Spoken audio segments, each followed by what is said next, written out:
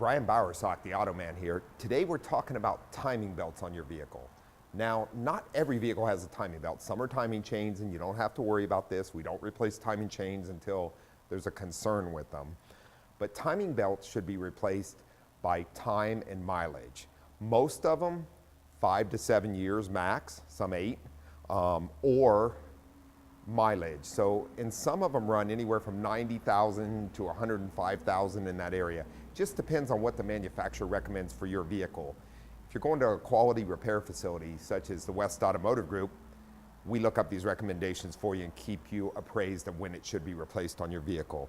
By not replacing a timing belt, you can cause extensive engine damage. As you see here, we have a timing belt that stripped all the teeth off of it. Unfortunately, if you have an interference motor, you can have excessive damage by having a timing belt fail. One of the things that's extremely important when replacing timing belts is all the components related to it are quoted and replaced at the same time. Water pumps that are run by a timing belt, tensioners, idler pulleys. If all these items are replaced, you'll get longevity out of the timing belt replacement. I'm Brian Bowersock with the West Automotive Group. Join the Auto Man next Friday during News 8 at 7 a.m. and 7 p.m. on the CW. Plus, listen to Auto Talk Radio Saturday mornings at 7 on the AM 760 KFMB.